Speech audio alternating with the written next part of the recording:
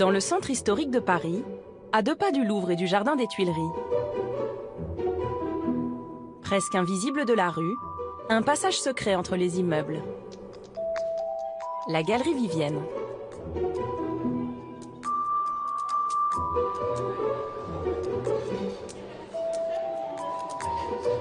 Il est midi, l'heure du coup de feu pour ce bistrot tenu par Christian et sa fille Agathe. 3 terrines à la 22 et une rillette. Il me manque une rillette. C'est le rush, hein. Ça peut être pire. Ça amène du monde, la galerie. On est comme aux Champs-Élysées. C'est surtout des habitués qui sont là. Ouais. Il n'y a pas beaucoup de touristes. Il y a beaucoup de bureaux, beaucoup de gens qui viennent travailler par là. Hop. C'est toi qui encaisse? Oui, c'est moi qui encaisse. Et voilà. Merci.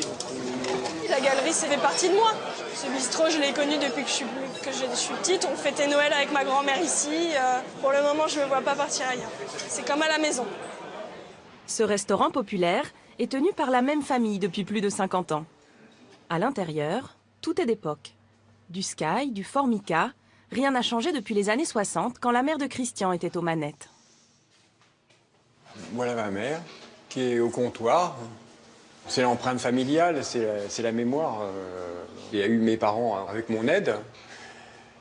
Et maintenant, il y a ma fille Agathe qui est dans les starting blocks pour reprendre. 3 générations, c'est une belle performance. C'est assez rare. Christian avait 10 ans quand ses parents ont racheté cette affaire dans le passage. Je m'en lasse pas depuis que je suis gosse. C'était un peu mon terrain de jeu, quoi. Je me souviens, je faisais du patin à roulettes dans la galerie.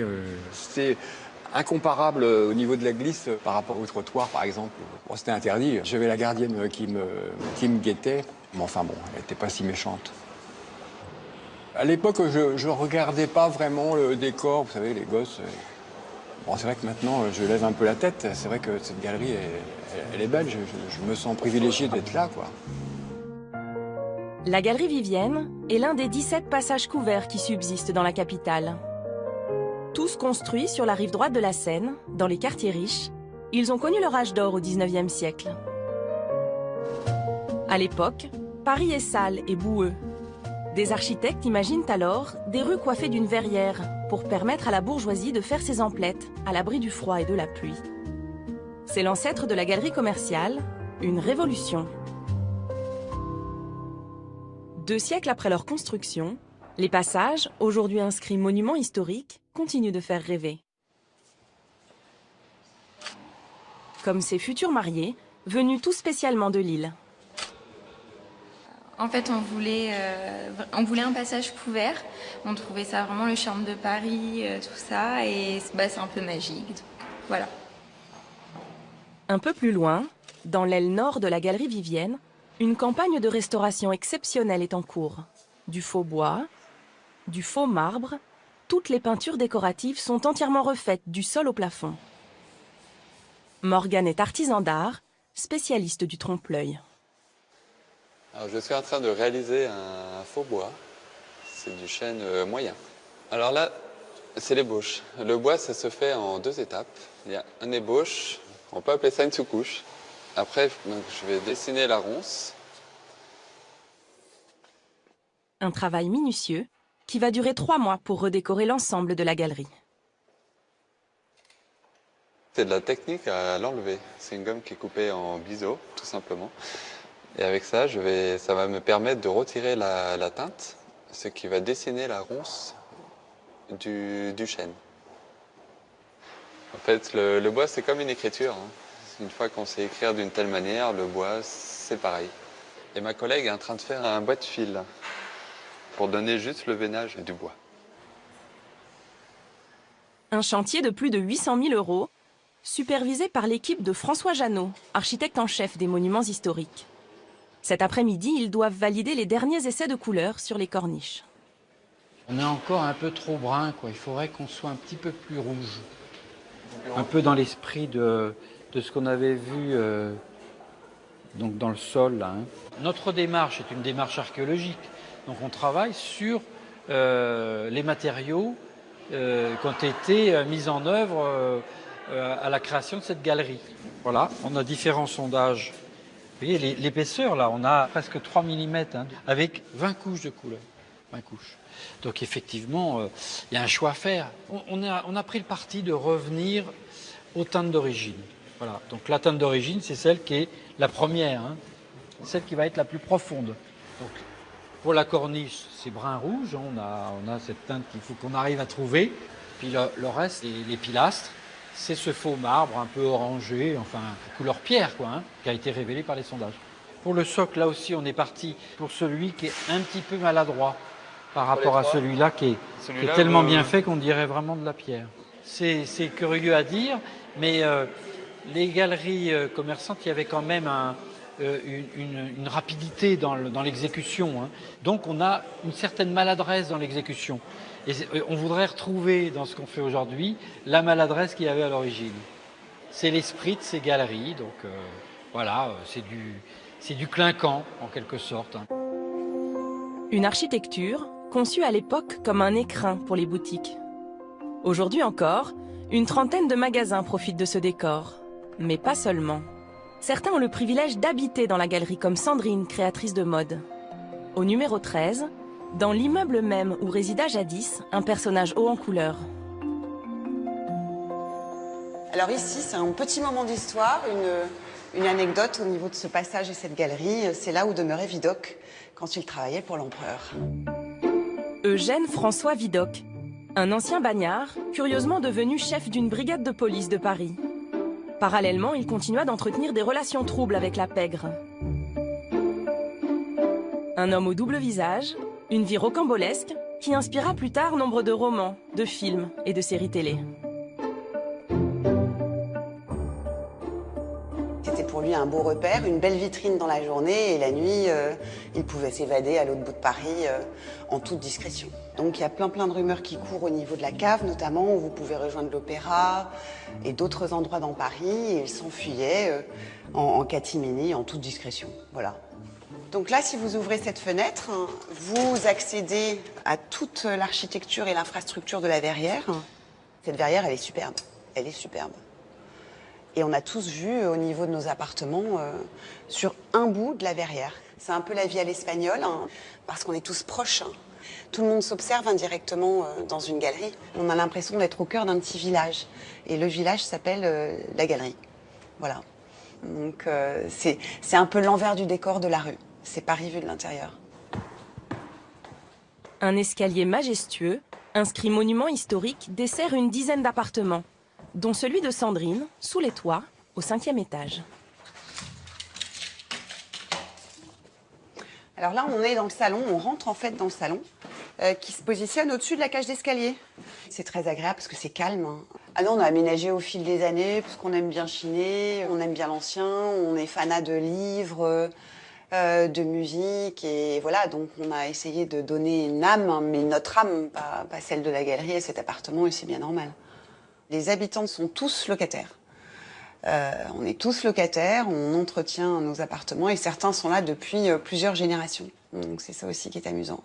Et nous concernant, on est là depuis plus de 20 ans, près de 25 ans. Alors, autre pièce à vivre, la cuisine. Et là encore, c'est très spécifique, je pense, à ce genre d'appartement. C'est qu'on est au cœur de Paris, on a une grande cuisine.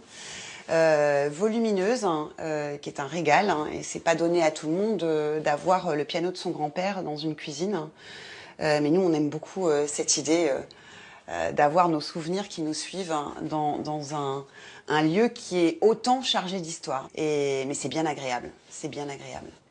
Pour 120 mètres carrés, Sandrine paye un loyer d'environ 2 000 €. Alors ici, on arrive sur la partie supérieure de cet appartement qui est en duplex. Et on a un petit puits de lumière qu'on a aménagé un petit peu en serre avec quelques plantes qui permet à la fois de filtrer les rayons du soleil, mais qui en même temps inonde tout l'étage supérieur du duplex. Alors ici, vous êtes dans la chambre qui est exposé au nord, sous les toits, avec une petite anecdote au niveau de la salle de bain. Ce sont des poutres qui proviennent de la galerie, des greniers, qui ont parfois quelques dessins. Et là encore, c'est chargé d'histoire, c'est amusant, c'est un beau clin d'œil aussi à cette bâtisse et à ce bel immeuble. On est très très attaché à ce lieu et on y a développé quelque part une relation particulière. C'est ça, habiter dans un passage. Au cœur de Paris et au cœur du vieux Paris. 1 kilomètre à l'est de la galerie Vivienne, dans le quartier du Marais se cache le passage de l'Ancre, considéré comme le plus ancien de la capitale. De l'extérieur, une simple porte cochère. À l'intérieur, un petit air de campagne. Autrefois couvert, il accueille encore une dizaine d'échoppes, dont une insolite. Celle de Thierry Millet, le dernier réparateur de parapluies en France.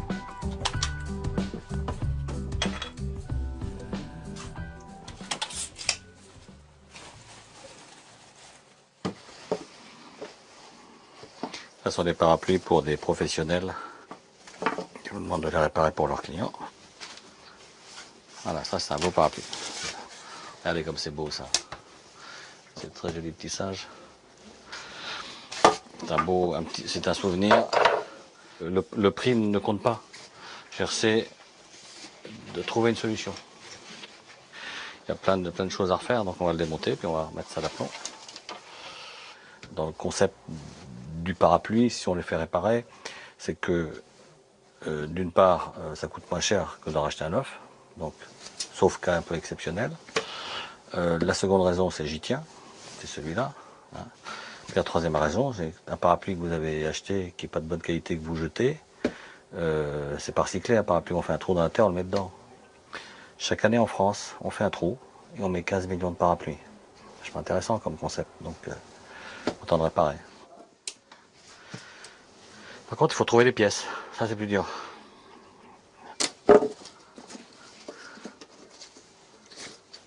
Sur le marché, il n'existe plus de fournisseurs de pièces détachées.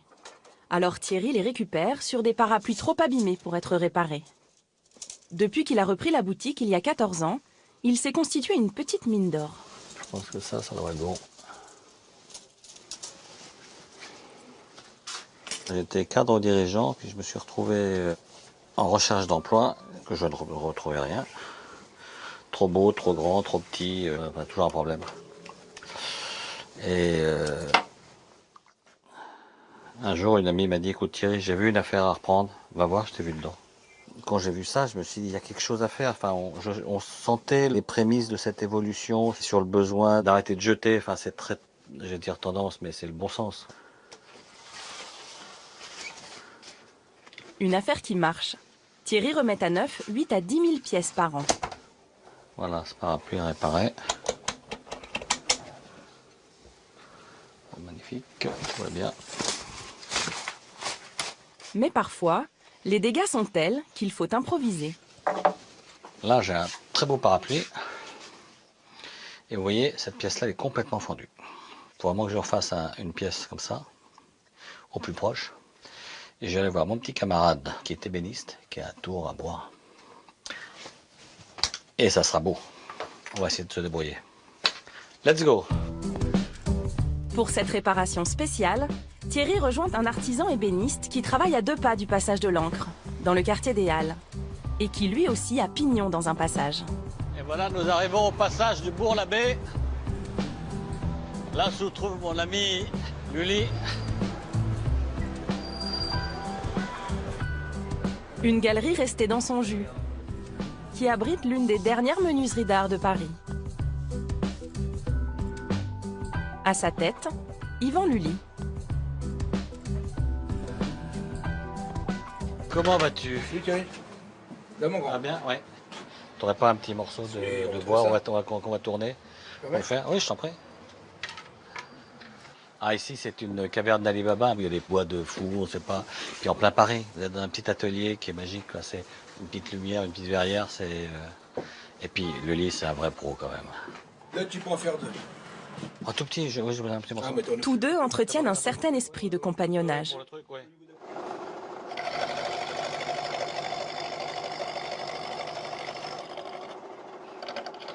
Thierry, c'est un copain, ici, il vient, il prend le sel, le poivre, il fait ce qu'il veut. Il est chez lui, comme d'autres copains artistes, artisans, avec qui je travaille. On a besoin d'une pièce, j'ai besoin d'eux, on se tient. Communauté. Une petite communauté de quartier. Denis me donne très gentiment un petit morceau de bois. Quand il a besoin de quelque chose, un coup de main, n'importe quoi, je viens porter un meuble, c'est trop lourd. Enfin, il y a une entraide entre les gens du passage et il y a une entraide entre les artisans des différents passages. Il y a des vrais liens. En plus de cultiver ce côté village, les passages couverts sont tournés vers la ville.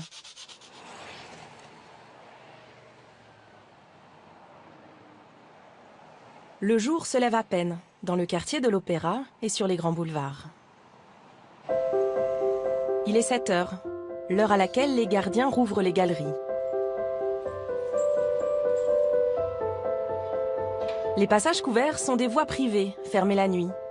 Les passants sont autorisés à circuler uniquement la journée.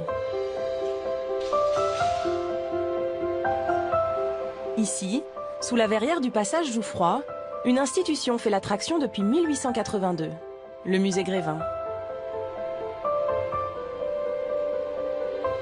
Dans les coulisses, avant l'ouverture au public, un étrange ballet autour des 200 personnages de cire. Des petites mains s'activent pour mettre en beauté les célébrités, comme Barbara qui est coiffeuse. Je coiffe Laetitia Casta. Je rafraîchis un petit peu son chignon. C'est un chignon un peu coiffé, décoiffé, dans l'esprit que veut la star.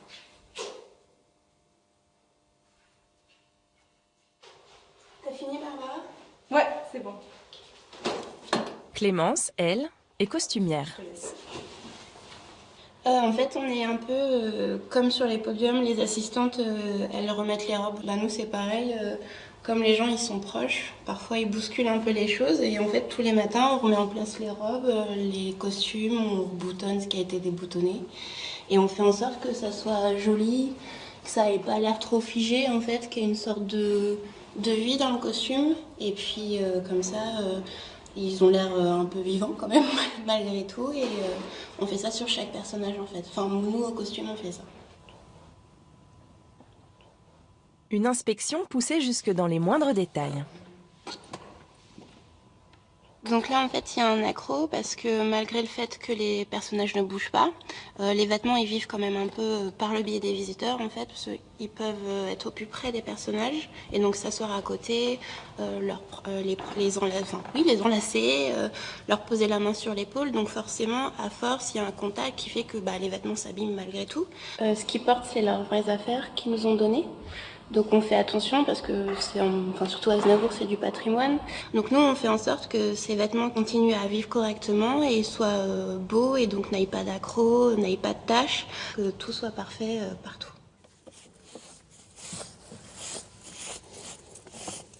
Comme ils bougent pas, ils prennent un peu la poussière. Donc on les dépoussière un peu. Oui, c'est fini. D'un chanteur à l'autre, la cantatrice Maria Callas, elle, a le droit à un relooking subtil.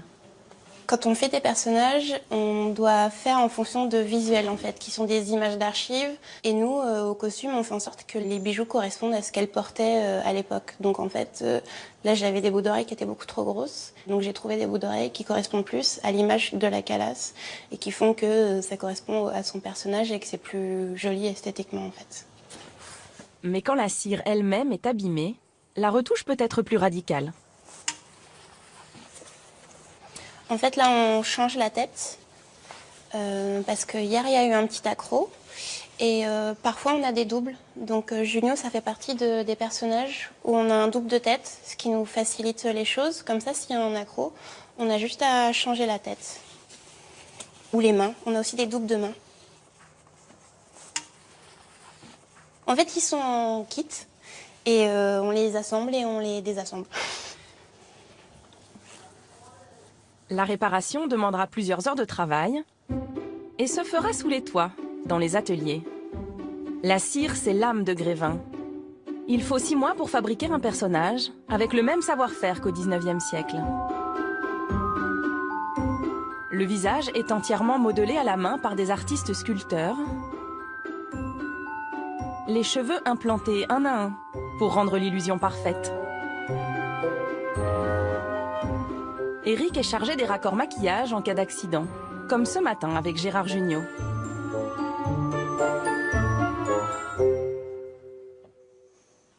Et donc je vais faire la retouche. Déjà, je mets une base que je veux faire pénétrer dans la cire. Sur les cires, on peut travailler que à l'huile. Une autre peinture ne tiendrait pas, ça ferait pas un beau résultat pour avoir la transparence et la luminosité qu'on peut atteindre avec l'huile. Voilà. Et là, je fais juste un petit grain de peau sur son crâne. Et donc voilà, je pulvérise, je tapote juste un petit peu pour jeter des petites touches de peinture et avoir la matière.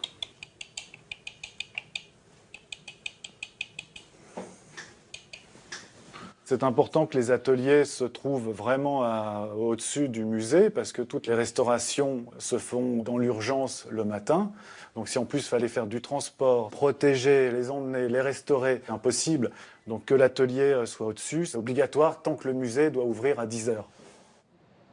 Sur le boulevard, plus que quelques minutes avant l'arrivée des premiers visiteurs. À l'intérieur, les ultimes ajustements.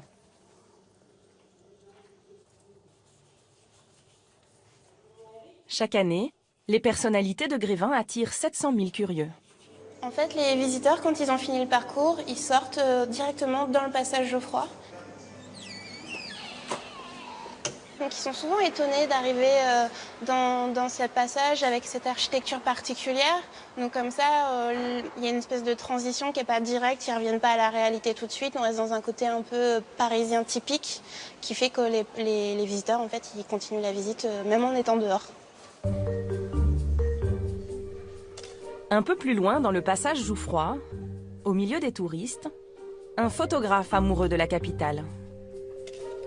Gilles Targa prépare un livre sur les lieux cachés de Paris qui fera la part belle au passage.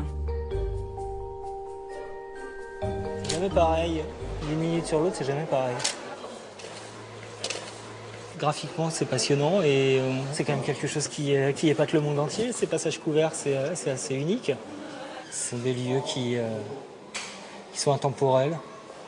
Et on est dans un ressenti parisien qui est proche de ce qu'on peut lire dans Balzac ou dans Zola, qui renvoie à l'histoire de Paris, l'histoire de la littérature, l'histoire en général. C'est l'âme de Paris. Ce matin, il cherche des points de vue étonnants. Il a eu l'envie de découvrir le seul hôtel construit au cœur d'une galerie. L'hôtel Chopin, tenu par Marie-Lise. Bonjour, madame. Monsieur. L'hôtel donc est ouvert depuis 170 ans. C'est l'un des plus vieux hôtels de Paris, puisqu'il date de 1846, avant le développement des voies de chemin de fer. Il n'y a pas de serrure à la porte de l'hôtel. Il est ouvert 24 heures sur 24, 7 jours sur 7, depuis 1846. Il y a la chambre 310. D'accord. Ok, super, 310. Bon, je vous emmène. On y va. Donc, je vais vous montrer une chambre qui donne sur les toits, qui est juste au-dessus de la verrière. Hop, allez-y. Entrée. 2 étoiles. Il y en a plus beaucoup des 2 étoiles hôtel un petit peu de charme, à 2 pas de l'opéra, qui ont du cachet et une histoire. Alors, voilà la vue sur les toits.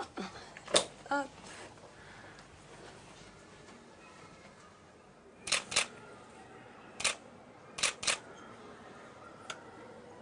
Il y a un cadrage ici qui a tous les éléments graphiques qui me fascinent. On se rend bien compte que la verrière est extrêmement élaborée. On perçoit les ventilations, la structure dont on n'a pas idée en bas. C'est un long serpent qui est très étonnant.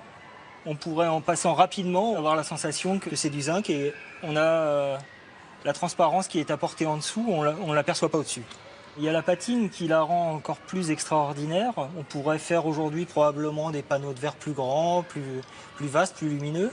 Mais je pense que cette verrière du passage Jouffroy est vraiment un beau témoignage de l'histoire qui avance, mais qui a su garder son âme. Photographier une verrière, c'est profiter de moments de lumière qui sont extrêmement fugaces, extrêmement changeants. J'ai parcouru des dizaines de fois, des centaines de fois ces passages qui jamais n'ont la même luminosité. C'est assez magique, c'est ça, c'est que c'est vraiment des moments uniques. Pour la suite de la séance photo, un endroit encore plus secret, dans les profondeurs de l'hôtel.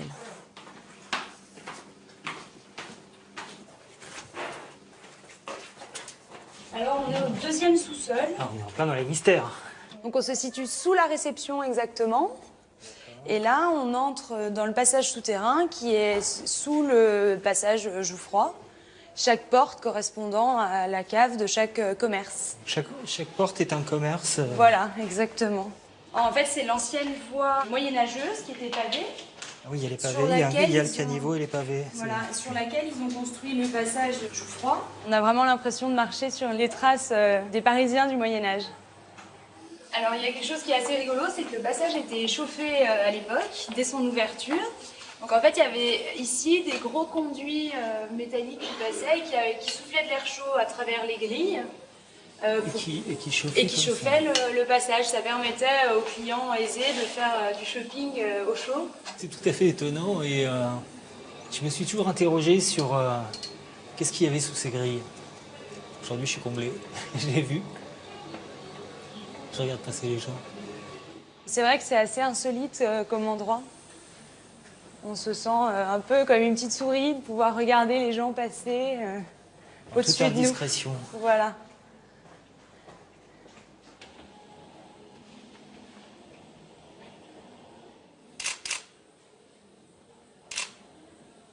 On voit bien la verrière au travers.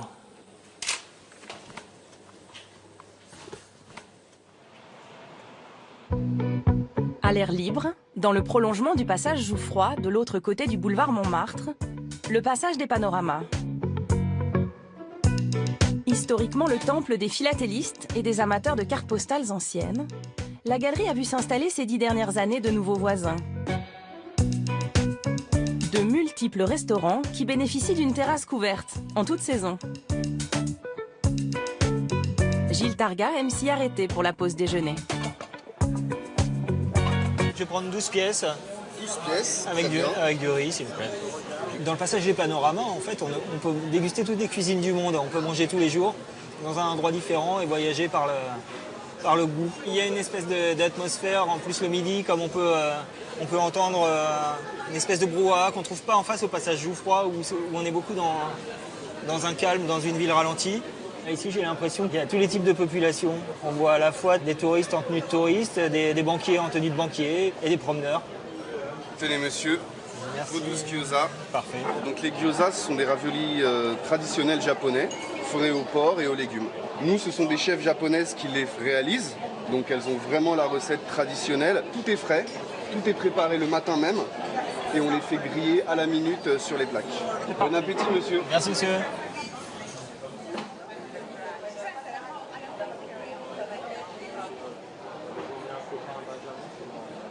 La viande est très bonne, très bien épicée, c'est excellent. J'avais jamais goûté les gyoza. Voilà, c'est les heureux hasards du passage où on s'arrête, où on essaye quelque chose, on découvre et on est ravis. À l'écart des restaurants, une galerie adjacente. C'est là que se cache l'entrée des artistes d'un des plus grands et des plus vieux théâtres de Paris. Charlotte, Éric et Alexandre sont comédiens. Depuis une semaine, ils sont à l'affiche d'Eureka, une toute nouvelle pièce de boulevard au Théâtre des Variétés. Il y a une chose très agréable, c'est qu'on est protégé. Et on a ce sentiment, en rentrant ici, qu'on est un peu protégé du monde extérieur. Surtout, moi, j'ai l'impression qu'il va y avoir des crénolines, il y a des fiacres qui nous attendent, il y a des chapeaux de forme, il y a des messieurs avec des gros cigares. Mais ceci dit, toutes ces petites boutiques qui sont d'un autre temps, un peu comme quand on est sur les quais et qu'on voit les bouquinistes, ce qui n'existe nulle part ailleurs, en fait. Donc il y a un côté d'un autre temps. Ouais. On se met déjà dans une ambiance spéciale quand on rentre dans ces galeries. Avant de rentrer même dans le théâtre, on est dans ce monde un peu feutré, un peu hors du temps, un peu hors du monde. Et c'est une espèce de passage doux vers ce monde totalement hors du monde qu'est le théâtre. Alors là, et donc on a le temps de rentrer un peu dans nos personnages et dans cet univers-là. C'est pas mal, ça nous fait Une espèce de passage. De passage. Je vous en prie. Merci. À l'intérieur, un théâtre à l'italienne de 800 places, avec ses 3 balcons, habillés d'or et de velours, classé monument historique. Construit en 1807, il a été entièrement restauré il y a 10 ans, avec un soin tout particulier pour ce lustre de 3 tonnes, tout en cristal. Le lieu a longtemps appartenu à Jean-Paul Belmondo et a vu jouer les plus grandes pièces de boulevard, avec des comédiens mythiques.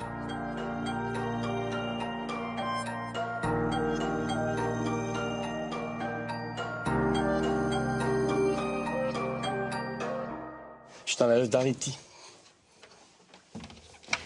Mais elle n'est pas dedans. Bah moi j'ai le droit à Fernandel, donc voilà, c'est un immense artiste, c'est surtout un homme de music hall incroyable, qui avait une présence hallucinante.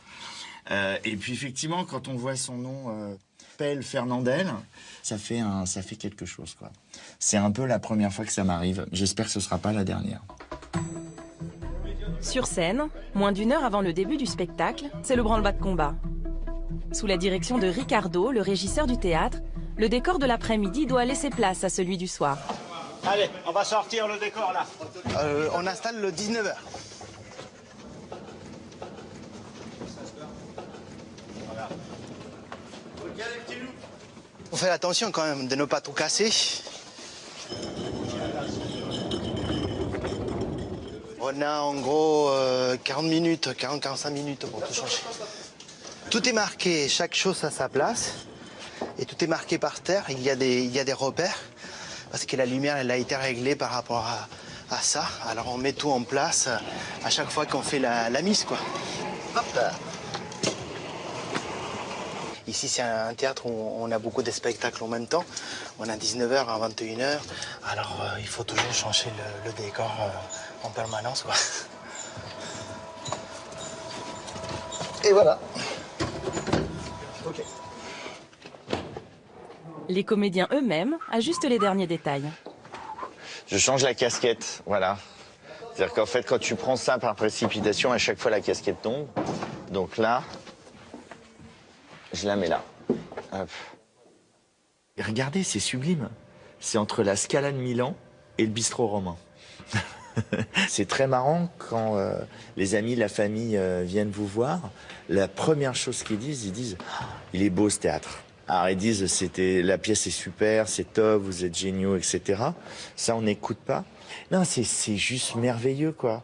Pour moi c'est le plus beau théâtre de Paris. Voilà. Alors je le dis aussi par chauvinisme, mais parce que j'y travaille. Il est 19h. Ultimes instants avant l'entrée en scène.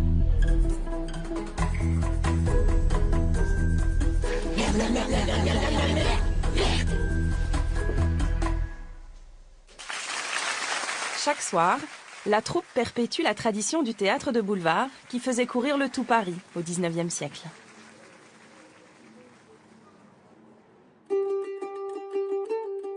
En descendant les grands boulevards vers la place de la République, 2 passages très différents, Brady et Prado. Depuis les années 70, le passage Brady attire beaucoup de touristes pour son côté exotique. Sur 200 mètres se concentrent des boutiques indiennes et pakistanaises, épiceries, bazars et surtout des restaurants.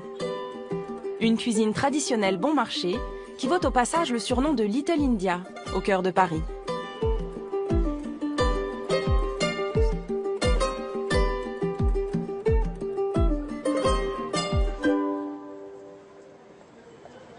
Deux rues plus loin, le passage du Prado est beaucoup moins connu. Il abrite essentiellement des salons de coiffure africains, une vingtaine collés les uns aux autres. Les clients viennent de toute l'Île-de-France, notamment les femmes, pour se faire poser des extensions, selon un savoir-faire unique que maîtrise Evelyne. Là, je fais des nattes pour poser un tissage. Un rajout, comme on dit en général. C'est pour avoir des longs cheveux.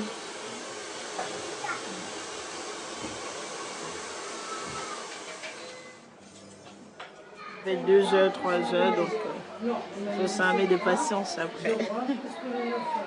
Elle a des doigts de fée. Elle coiffe bien, très bien. Donc c'est pourquoi je reviens tout le temps. Avant, j'avais des nattes africaines, ce qu'on appelle généralement les rastas. Donc voilà, je change tout le temps. Donc c'est dans mon budget, tous les fins du mois.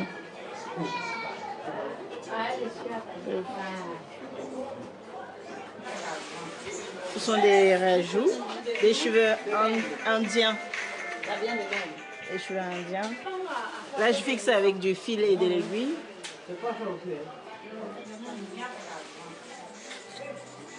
C'est comme de la couture.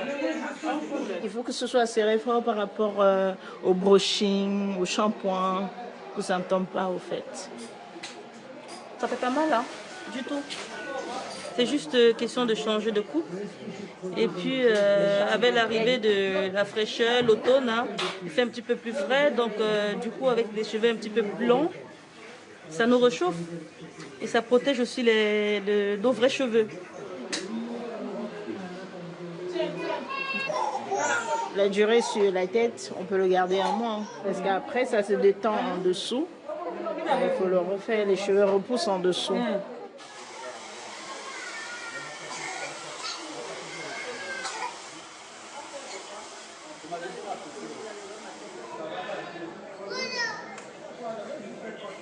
Deux heures plus tard, changement de look.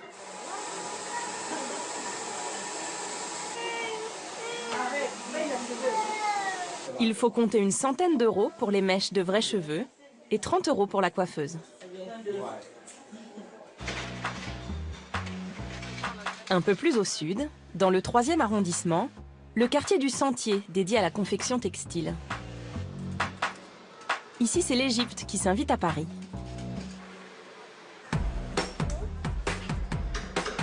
Depuis quelques mois, le passage du Caire est plongé dans le noir.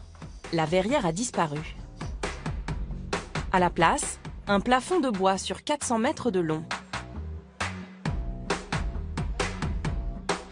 Jean-Frédéric Grevet est architecte du patrimoine. Il vient contrôler l'avancée des travaux, la rénovation intégrale de la verrière, l'un des chantiers les plus techniques de sa carrière. Bonjour messieurs. Vous posez les plaques là aujourd'hui? Vous en avez fait combien là pour aujourd'hui? Une dizaine? La verrière ici était dans un état absolument catastrophique. Les verres étaient cassés, donc l'eau s'infiltrait bien sûr. Et puis la structure elle-même, toutes les pièces métalliques étaient complètement rongées par la rouille. Et donc il y avait vraiment urgence à intervenir ici. La verrière a été vraiment restaurée à l'identique dans sa forme générale, c'est-à-dire la pente de toit, la hauteur du toit. Cette pièce-là était à cet endroit-là exactement auparavant. Par contre, la manière dont on a assemblé les pièces entre elles, là, c'est un petit peu différent. La grosse poutre, qu'on appelle une sablière en termes de charpente, eh bien, traditionnellement, elle repose sur le mur. Sauf qu'ici, les murs, ils sont construits en maçonnerie. Dedans, il y a des pièces de bois et avec le temps, ça s'est vraiment déformé. Donc, pour éviter de faire reposer trop de charge sur cet arc, finalement assez fin, eh bien, on a détaché très légèrement cette poutre et on l'a appuyée sur des zones précises, très solides. Ça fait en fait comme s'il y avait un poteau en dessous. Cette poutre, elle va enjamber l'arc sans reposer dessus, tout en gardant la physionomie ancienne. Chaque panneau de verre pèse 20 kg. Autrefois collés avec du mastic sur la structure métallique, ils sont aujourd'hui clipsés. L'innovation technologique ne s'arrête pas là. La matière du verre elle-même a été repensée. Ce verre est un verre très intéressant parce qu'au début du XXe siècle, on mettait ce qu'on appelle un verre cathédrale, c'est-à-dire un verre un petit peu irrégulier dans sa texture, avec une maille métallique à l'intérieur. Ce verre est interdit et il a fallu trouver un autre verre qui résiste à ces déformations. Donc on met ce qu'on appelle un verre sécurite, c'est-à-dire c'est le même verre qu'on a pour nos pare-brises de voiture. Ce sont 2 plaques de verre qui sont collées entre elles. C'est très résistant. Par contre, ce qu'il y a en plus ici, c'est qu'on n'a pas choisi un verre justement comme les pare-brises de voiture, on a choisi un verre qui est ce qu'on appelle flouté. C'est-à-dire que si je mets ma main par-dessus, vous voyez bien ma main en transparence. Et puis plus je vais m'éloigner, plus ma main va devenir floue. Et en fait, quand on est en dessous, on voit comme un espèce de brouillard. C'est l'effet que produisait auparavant le verre cathédrale qui créait ce flou artificiel. Le chantier va durer 2 ans. Coût total, 3 millions d'euros.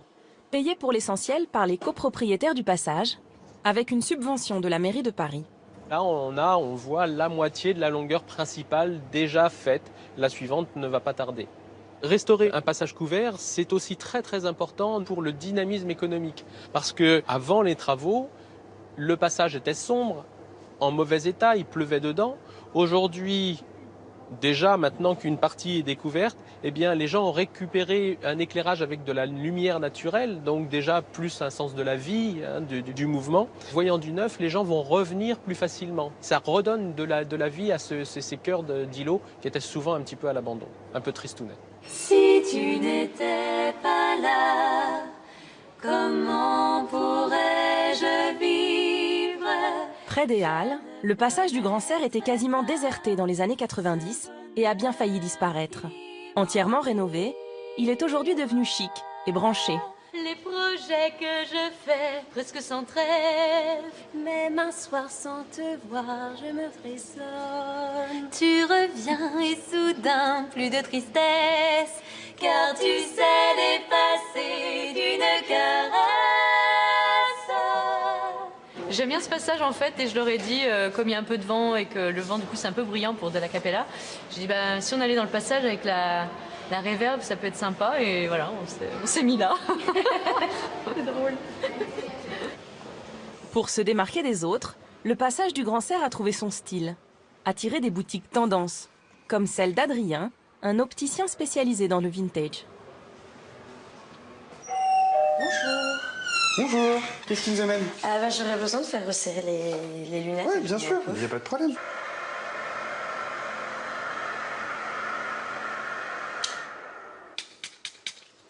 Dernier détail. Et voilà. Merci. Nickel. Parfait. Au-delà des lunettes, tout ce qui est vintage, c'est vrai que je trouve qu'il y a un petit côté un peu unique. Que j'aime bien. Mais moi j'adore ce passage, il y a plein de petites boutiques de créateurs. Là juste en face, il y a une petite boutique d'antiquité aussi. À chaque fois que je passe ici, je vais faire un tour après à celle-là. Donc ouais, non, il y a plein de petites boutiques assez originales. C'est sympa. Merci beaucoup. Merci à vous. À la prochaine. Bonne journée, Au à la revoir. prochaine, au revoir. En général, ce qui plaît le plus, c'est justement le concept, que ça soit complètement original, que ça change en fait énormément. Le truc, c'est qu'on va peut-être avoir moins de montures d'un point de vue numérique ici, mais d'un point de vue choix, ça va être beaucoup plus important en fait qu'un magasin classique, parce qu'on retrace un siècle de lunettes. Et donc au final, on va avoir beaucoup plus de choix à ce niveau-là, en termes d'originalité. Donc là, par exemple, on a le début du siècle juste ici, où là, on va retrouver en fait, des modèles donc, type lunettes fil de fer que portaient autant Robespierre que Gandhi, que le capitaine Dreyfus, par exemple. Donc des montures très souples, avec des branches crochets, notamment. Chose qui n'existe plus du tout aujourd'hui, en fait. Par exemple, si on continue un petit peu dans le côté historique, on va pouvoir trouver aussi quelques pince-nez. L'exact même modèle que le président des États-Unis, Theodore Roosevelt. Donc, ça se portait comme ceci. Oui, oncle Picsou, quoi. Oncle Picsou, c'est exactement pareil. Ce qui est assez sympa, c'est que d'un tiroir à l'autre, en fait, on change complètement d'époque. C'est-à-dire que là, on va partir sur une monture qui date des années 70, où là, pour le coup, il y avait quelque chose qui était très étonnant parce qu'elle se déroule entièrement, en fait. Voilà. Et ensuite, hop, elle se renroule sur elle-même. C'est pas le genre de modèle qu'on trouve très souvent, et c'est assez sympa, et surtout à montrer, et les gens apprécient aussi beaucoup ce genre de choses. Après, on va se retrouver sur des modèles beaucoup plus iconiques, où là, pour le coup, on va avoir complètement un style Marilyn Monroe qui est purement américaine, avec les finitions qui sont Tout ce qui manque là-dessus, c'est une Cadillac, quoi, en fait, avec, par exemple. Tout ça, ce sont des modèles qui n'ont jamais été portés. C'est le propriétaire du magasin qui a beaucoup voyagé en Europe et aux États-Unis pour remettre la main sur des stocks endormis. On a été déjà contacté pour avoir la chance d'équiper en fait Lambert Wilson et Audrey Tautou dans le film L'Odyssée, qui est un biopic sur la vie de Commandant Cousteau, et Nathalie Portman pour son prochain biopic sur la vie de Jackie Kennedy, donc qui portera aussi une de mes montures. Voilà, donc avec un peu de fierté quand même. C'est le bouche à oreille en fait qui fonctionne le plus. C'est le bouche à oreille parce que comme on n'a pas pignon sur rue, forcément on est nettement moins visible. Après, il y a certains guides aussi qui conseillent les passages à visiter dans Paris, en fait. Ça va être principalement ça aussi. On a pas mal de touristes, au final. Le passage reste moins fréquenté que les rues du quartier. Du coup, les loyers des boutiques sont plus bas, presque 2 fois moins chers. Ceux qui font le pari de s'installer ici misent sur le cadre. Exceptionnel. La verrière est à 12 mètres au-dessus du sol. C'est la plus haute de toutes les galeries de Paris. Yann, le président de l'association des commerçants du passage, est l'un des rares à avoir le droit d'y accéder par un escalier dérobé. Alors, pour la petite anecdote, ici a été tournée une séquence du film Zazie dans le métro. Lors de la course-poursuite entre la petite fille et le monsieur, c'est ici que ça s'est passé. Voilà. Alors là, on est au niveau de la verrière, donc c'est vraiment le toit du passage. Et puis, là, il y a une petite surprise. On est vraiment sur le haut du passage avec une vue en contre-plongée et toute la structure métallique qui rappelle un peu la période Eiffel et Art déco du début du siècle. Ici, toutes les petites fenêtres, en fait, c'est partie c'est les logements sociaux de la ville de Paris. Donc c'est une partie HLM. Voilà, donc j'habite dans un endroit magnifique. En tout, 19 logements, du studio aux 4 pièces, allant de 300 à 600 euros. Des appartements à loyer modéré qui contrastent avec les boutiques haut de gamme du passage, comme celle de Yann, qui est arrivé il y a 5 ans pour créer des accessoires et des vêtements en drap de laine entièrement sur mesure. Là, la laine, elle est complètement imperméable, hein, comme je vous disais. C'est une laine qui va se patiner en plus dans le temps, comme un joli cuir. Ok. Poche intérieure, 1 ou 2. Et je pense que peut-être pas. Soit on fait le truc, on fait la pièce toute neutre. Ouais, je pense qu'on va faire tout neutre. Je pense que ce neutre. sera plus équilibré, c'est plus joli. On va laisser tout simple. Je suis originaire de Nantes. On a un passage comme ça qui est un peu similaire, qui s'appelle le passage Pomeroy à Nantes, qui est sur 3 niveaux. Mais là, celui-ci, il a en cela d'impressionnant. C'est la hauteur, c'est la luminosité. Et en arrivant dans le passage, j'ai vu que le local était cédé. Et donc, il y avait une grande surface qui me permettait de réaliser en fait le projet que j'avais en arrivant sur Paris. Et du coup, ça s'est fait comme ça. Le hasard de la vie. Une affaire de famille. Sous la boutique, sa compagne Maxine réalise la collection femmes. Bon, alors voilà, là vous êtes dans la cave. La cave, en fait, qui est l'atelier de Maxime, en partie. En fait, je suis styliste créatrice. Ça veut dire que je dessine les modèles et je fais tout de A à Z, en fait. Là, je suis en plein cours de production. Dans le passage, il y a beaucoup de créateurs, c'est beaucoup de boutiques en fait d'artisans qui vendent leurs propres produits. Donc on s'inscrit tous dans une même démarche. Du coup, on fait des super rencontres et c'est moins solitaire que ce qu'on pourrait penser d'être. Voilà, on n'est pas seul dans sa boutique, mais on est assez proche de ses voisins et du coup, on est tous un peu dans la même aventure. Donc on se comprend.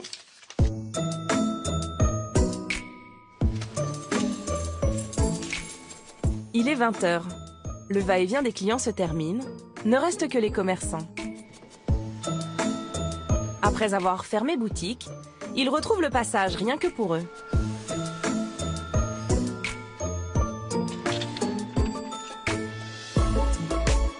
Aujourd'hui, ils se réunissent tous pour fêter un heureux événement.